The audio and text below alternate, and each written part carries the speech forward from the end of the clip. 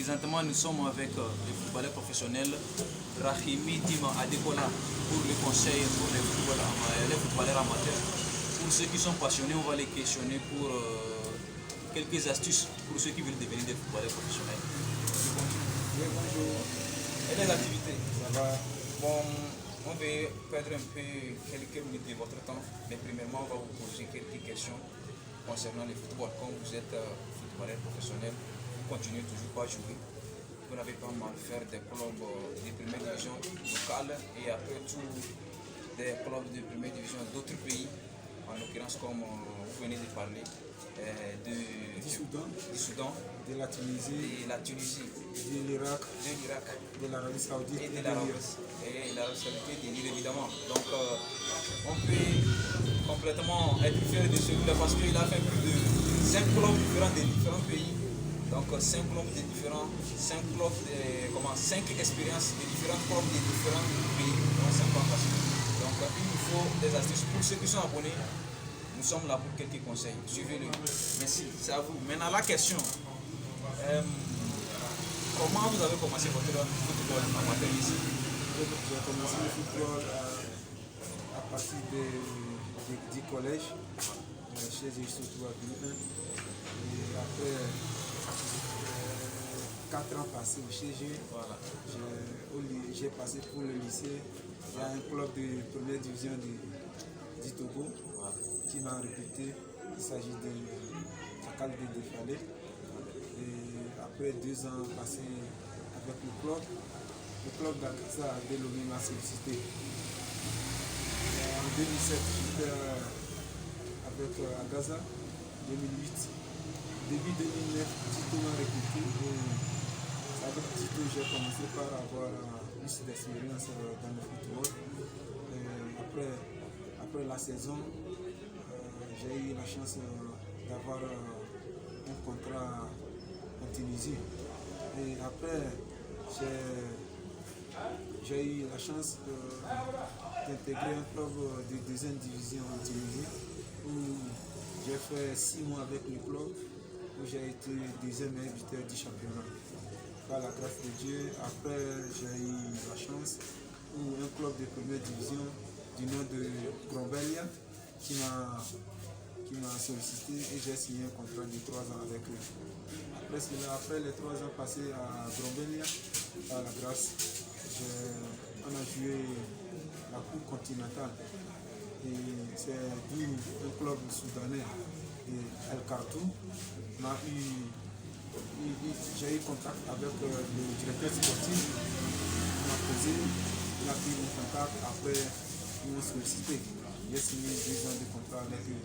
Dieu faisant ses miracles, au Soudan, on a joué la Coupe arabe, où presque tous les pays arabes, les Maghreb d'Afrique et les pays arabes de l'Asie, où j'ai eu la chance d'un club d'Arabie Saoudite du nom d'Etifak m'a sollicité. J'ai signé un contrat de 1 an. Malheureusement, j'ai joué 6 mois avec le club et je me suis blessé. Et il y a eu résiliation de contrat. Quand il y a eu résiliation de contrat, je suis rentré au pays. J'ai fait banalement 1 an, 6 mois. En juin, par la grâce de Dieu, tout est revenu en ordre. Un club irakien. Quand j'avais joué en Arabie Saoudite, le club irakien où un de mes capitaines était un Irakien, quand il est rentré dans son pays, il y avait un club où il jouait, le club voulait d'un attaquant. C'est d'où le monsieur m'a contacté et il a pris mon contact, il l'a donné au dirigeant, on a discuté. J'ai appelé mon manager, puis c'est comme ça que le club me veut. Le manager a discuté avec le club et après j'ai eu un transfert international qui est passé par Votre staff. Et aujourd'hui, c'est à travers ce club j'ai eu et beaucoup de choses se sont passées dans les grandes compétitions. Bon, comme il vient de dire, c'est une grande histoire et il a fait un grand parcours, notamment comme l'attaquant nigérien, il a passé par Italie, en Italie, il est parti en Angleterre en Chine. Donc c'est évidemment, je peux comparer parallèlement son histoire. Il a passé du Togo, je ne sais pas quoi, c'est trop long. Il a passé un grand parcours. Donc c'est une grande expérience qu'on peut acquérir avec lui. Pour ceux qui sont passionnés et ceux qui sont en ligne, je suis avec lui il y a quelques minutes et je vais couper la vidéo, je vais envoyer sur la chaîne YouTube. Ceux qui vont suivre la vidéo et qui ne sont pas satisfaits et qui veulent des astuces encore, je suis là, il est là avec moi, donc on est toujours ensemble, on est côte à côte. Pour le moment, on va couper la vidéo là. Mais quel conseil vous pouvez donner aux jeunes amateurs maintenant qui ont commencé, ils veulent devenir des footballeurs professionnels comme vous? La première des choses, c'est juste mes jeunes frères à aller d'abord à l'école. C'est la première des choses. Sur le plan professionnel, c'est le comportement en première position. En deuxième position, il engage. Et en troisième position, on te verra jouer sur le terrain. Je préférerais que mes jeunes frères aillent à l'école. Après l'école, quand tu quittes les bancs, tu es mieux dans la tête avant de voyager.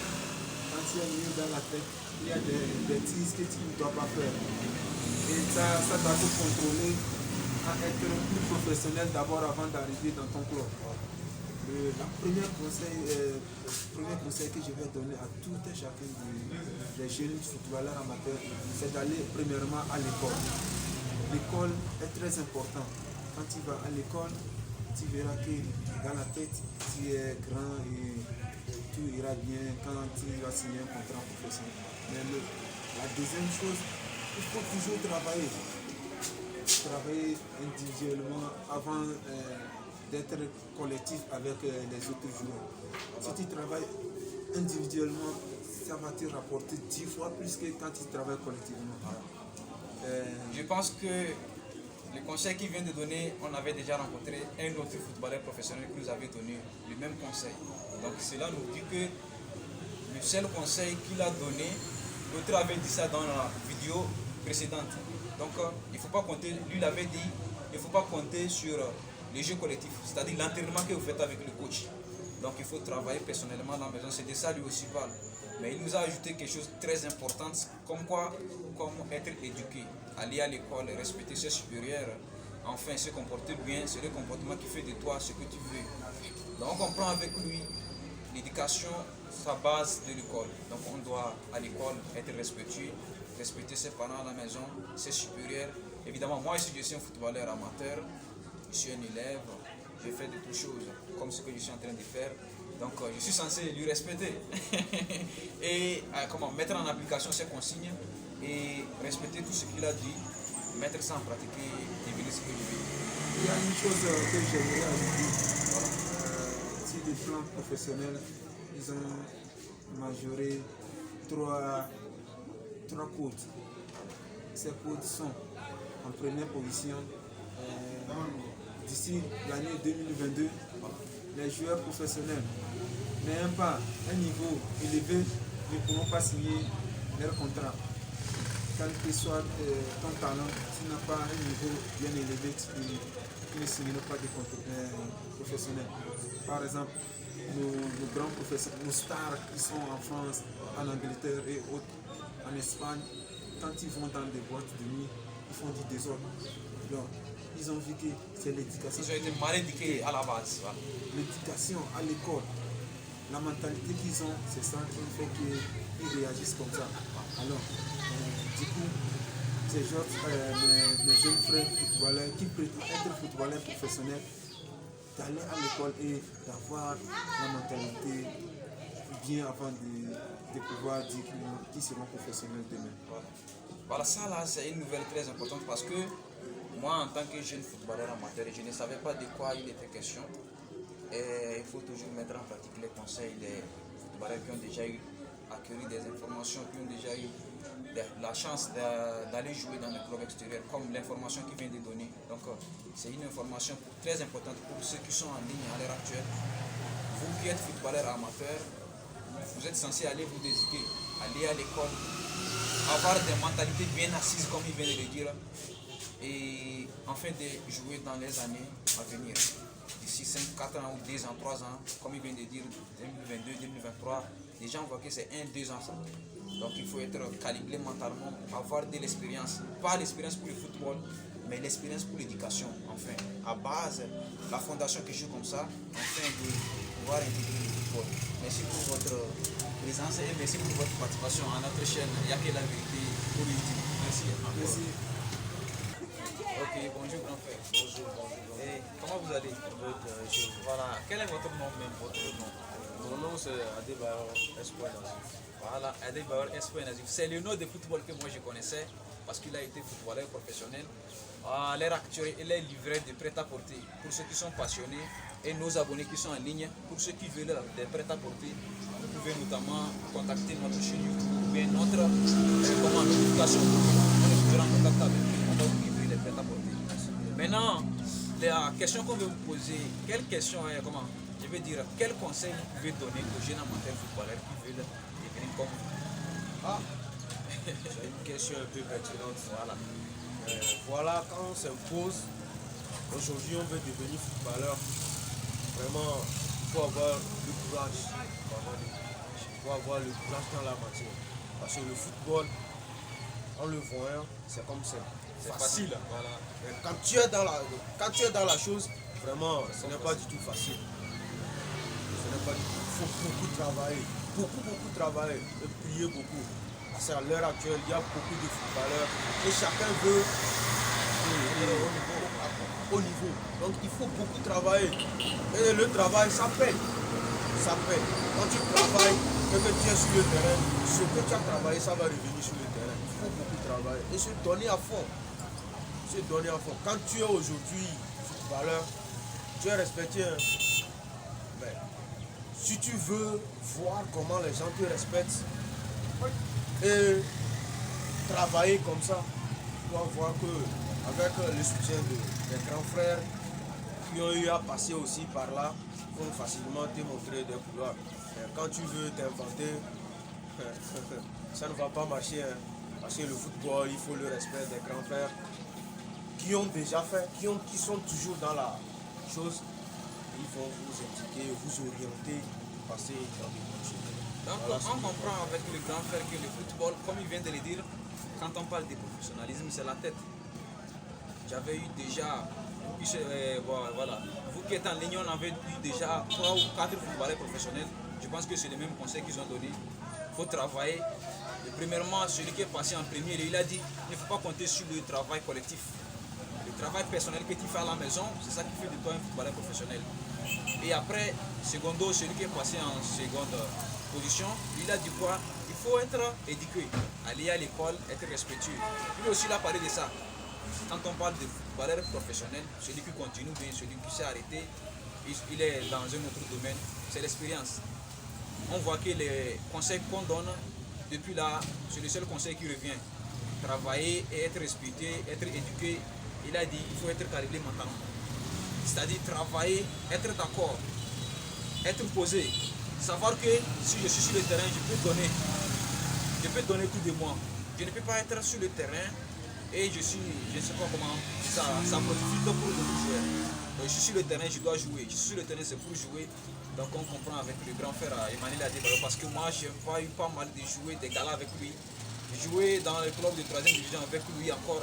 Mais je sais qu'à ce moment on ne se connaît pas mal. Bon, maintenant qu'on se connaît très bien, il m'a donné son nom, j'ai ce contact, j'ai tout.